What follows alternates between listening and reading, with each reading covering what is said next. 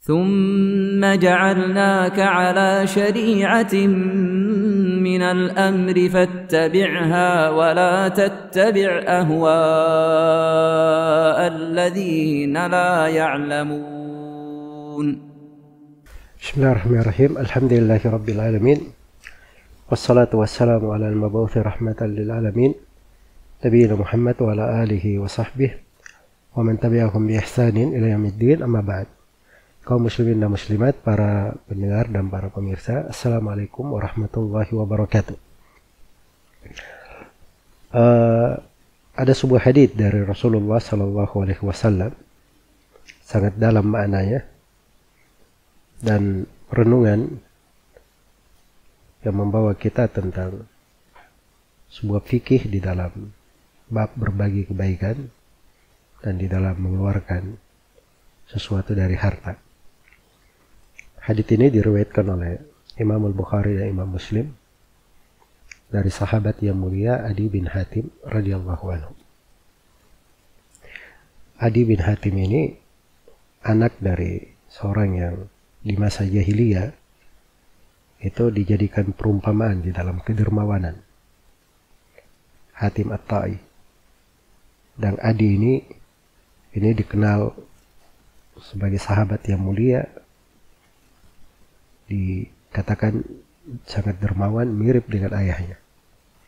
Karena itu dikatakan bi'adiyin bi'abihi iktada adiyun fil karam wa man yushabih abahu fama zalam.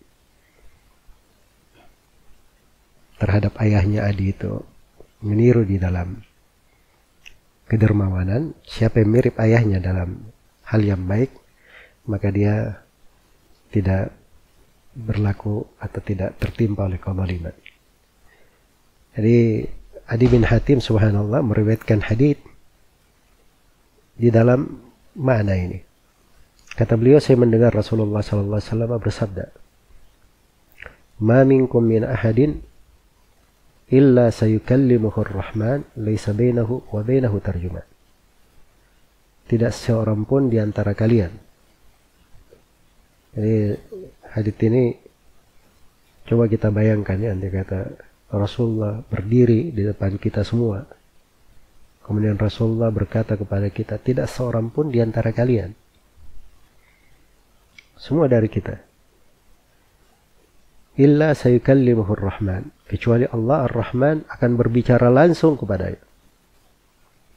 Laisa bainahu wa bainahu tarjuman, tidak ada antara dia dengan antara Allah penerjemah, tidak ada perantara, langsung Allah bicarakan kepadanya. Dan ini tentang dahsyatnya hari kiamat, yauma yaqumun nasu li rabbil alamin, hari tatkala manusia berdiri kepada Allah Rabbul Alamin,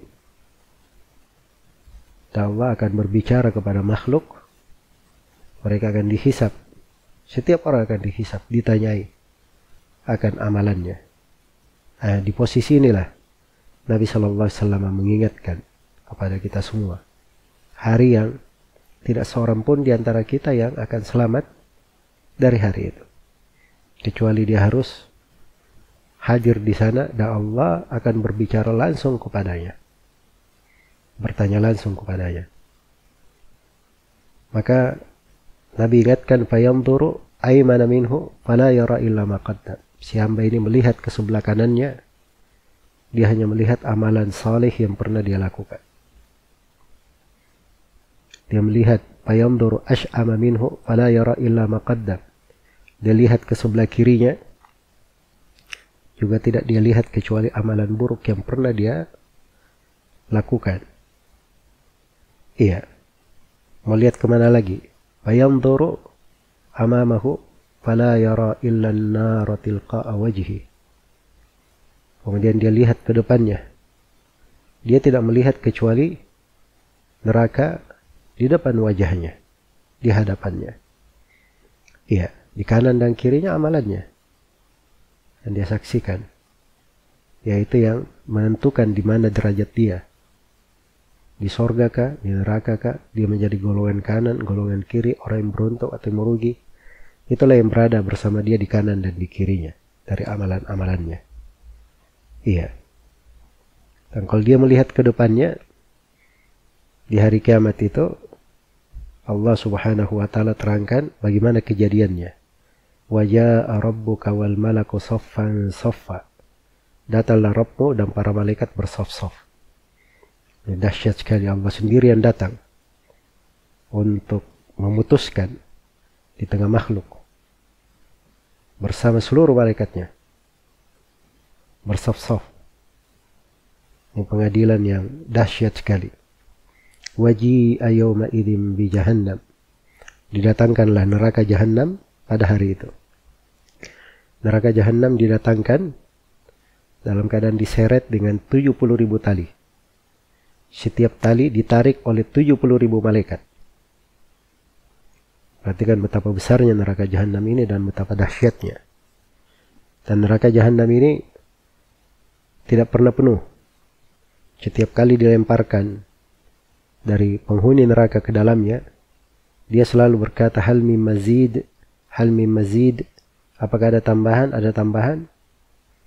Sampai Allah meletakkan kakinya ke neraka ini. Akhirnya neraka pun sebagiannya mengecil ke sebagian yang lain.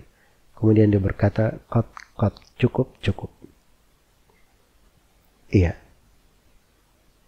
Besar sekali neraka Jahannam itu. Dan neraka ini ketika didatangkan, digambarkan di dalam Al-Quran, idza ra'athum min makanin ba'idin sami'u laha taghayyudan wa zafira.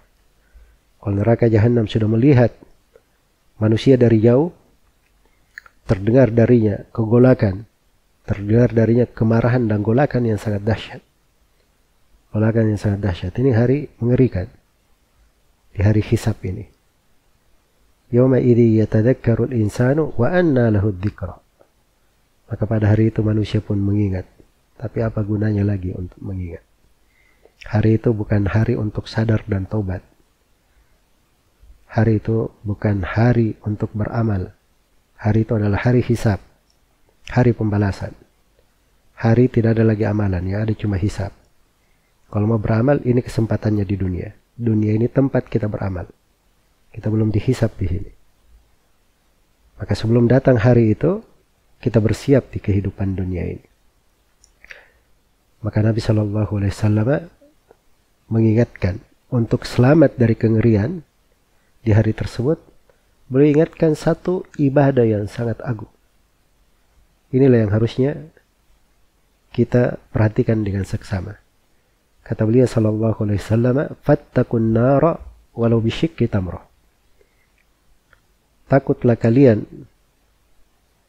bertakwalah kepada Allah, takutlah kalian dari api neraka, walaupun dengan cara bersedekah dengan sepotong kurma. Caranya adalah bersedekah dengan sepotong kurma. Ini yang menyelamatkan. Memang sepotong kurma sedikit, subhanallah, sedikit. Tapi yang sedikit ini jangan dilihat di mata kita.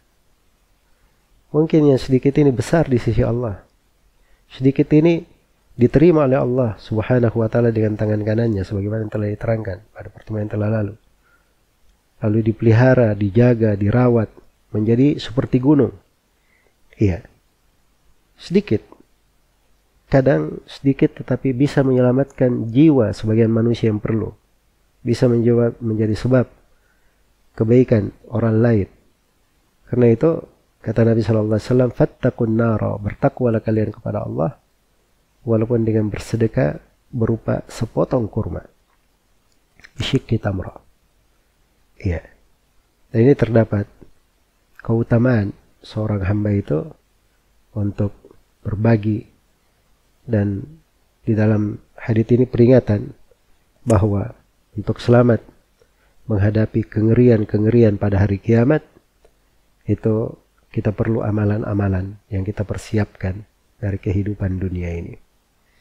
Apa yang baik kita lakukan di dunia ini, maka Allah subhanahu wa ta'ala akan membalasnya dengan hal yang lebih baik. Dan siapa yang berbuat buruk, dia pula yang akan menanggungnya. Man amila salihan fali nafsihi wa man asa'a fa'alaiha wa ma rabbuka bidhallamin lil abid. Barang siapa yang beramal salih, maka itu untuk dirinya sendiri.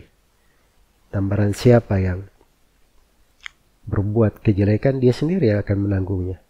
Dan Rabbmu sama sekali tidak pernah membalimi hamba-hambanya. Semoga Allah Subhanahu wa Ta'ala selalu menjadikan kehidupan kita berberkah, menjadikan sifat kita seorang yang gemar untuk berbagi kebaikan, ya bersedekah, seorang yang cinta kepada hal yang menyelamatkannya dari proses-proses yang akan dilewati menuju kepada Allah Subhanahu wa Ta'ala. Innahu waliyyu dzalika wal qadiru alaihi, wallahu ta'ala alam.